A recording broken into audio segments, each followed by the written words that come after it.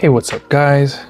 Back with another video. This is Logically Knicks, here to talk about what's coming up next or who's next after this weird off season. So the summer started off with a botched or failed trade for Jaden Ivey. What was Jaden Ivey? 6'4", 6'5", shooting guard, maybe a 3 at times, and also a point guard that could get to the rim at will almost. Elite athleticism, great explosiveness, could finish at the rim. Keep that in mind and also think about what Donovan Mitchell is. 6'1" with 6'10" to 6'11" wingspan, could shoot lights out, 40% from the field. Don't forget that Jaden Ivey could do 35% from the field, at least in college, and he has that ability to have a pull-up jumper, which is the key thing between Donovan Mitchell and Ivey. When you look at the two players that the Knicks try to go after, they went after guys that had pull-up jumpers. The guys that they drafted also have pull-up jumpers. Immanuel Quickley, Quentin Grimes, Deuce McBride, all the wings and also guards that they drafted could do the same.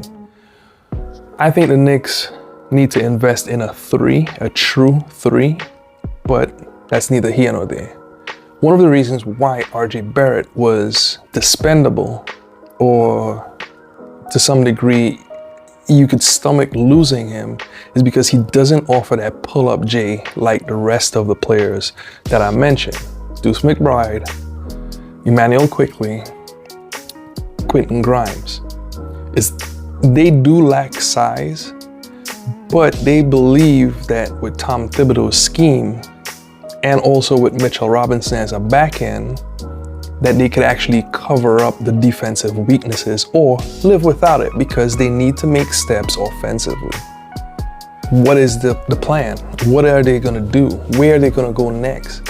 Who is it that is on the docket that could be had or potentially had? So the way they go from here is, I think, obviously, it should be the draft. And I think it actually is going to be the draft. Big thing on why I think it's going to be the draft is because there's no stars that are going to be just available. Right now, I think the best player that fits that mold of Donovan Mitchell and Ivey, burst, speed, ability to get to the rim, as well as a pull-up J, is going to be Devin Booker. To a lesser degree, there are two more guys. There's Colin Sexton and there's D'Angelo Russell.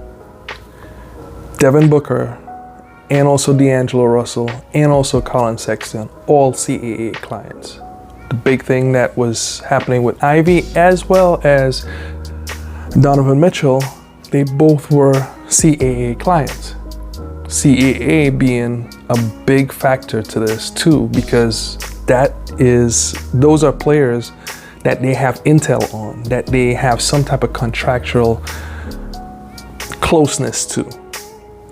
But the big key thing here is that Devin Booker is on a championship level team. Colin Sexton just got traded.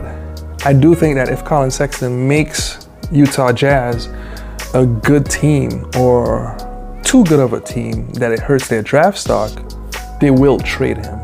But let's not forget that if they're a top 10 team with the number of picks that they have in hand, they could easily make a trade for Scoot Henderson or Wemby. I'll just say Wemby. I can't say his whole name. So with all that being said, I think the Knicks should look to the draft because there are no free agents or guys that are coming down to the last 1 or 2 years of their contracts. One more thing about Devin Booker. Before his extension kicks in, which will be in 2025, and that's one of the ranges where I think that the Knicks will be the most dangerous. A lot of their draft picks will be conveyed at that point in time. If you look at some of the draft picks that the Knicks just got from this year's draft, after giving up the 11th pick, I don't want to get into that. The most likely ones to convey are the Dallas pick the Milwaukee pick, which should be conveying in 2024. And then also too, they have their own pick. There are some other ones there. The Detroit might convey this year, next year, depending on how good you think Detroit is. I think they're building something very good, and I'm very excited to make them my league pass team. I like Detroit. But the Knicks have a number of picks that could convey. Based on Vegas and the win totals that they have up, I have here that the Detroit has a small chance of conveying.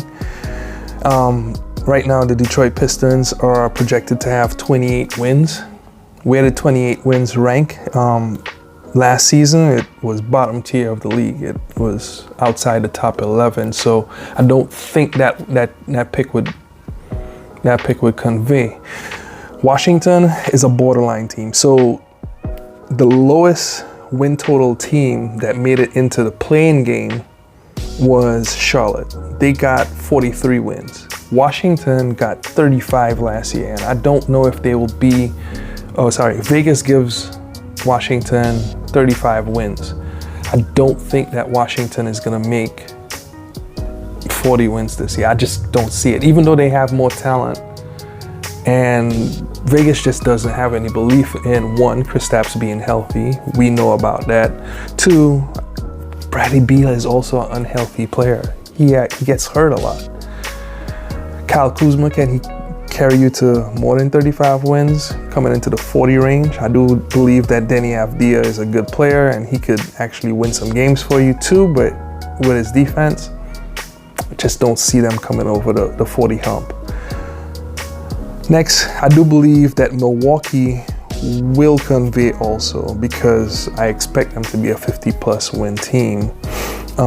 That pick is a 2025 pick that would convey, and they're expected to be, it's only top 4 protected.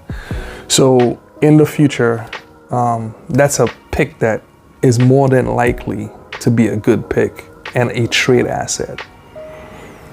As for this one, you know, when we talk about trying to move up in the draft and also trying to get players, because by 2025, remember Devin Booker, like I just said, is going into his contract extension.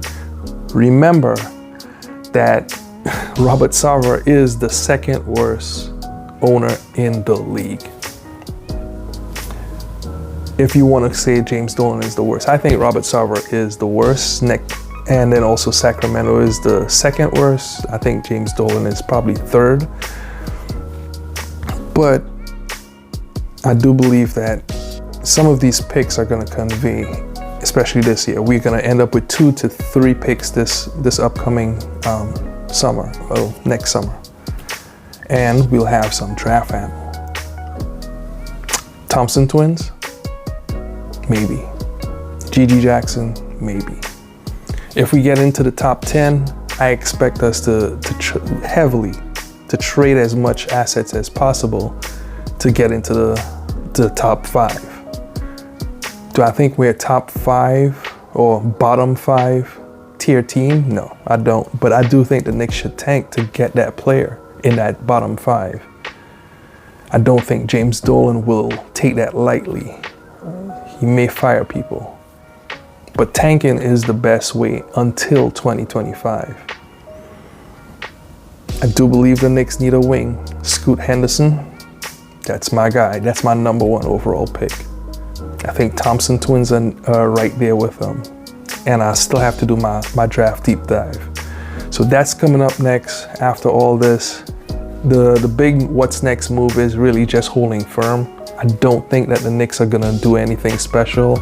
Don't expect the Knicks to make any trades or to be in any trade talks until a player pops up. I actually would have liked to see the Knicks make a play at Kevin Durant. I don't know if anyone would have taken Julius Randle for Kevin Durant,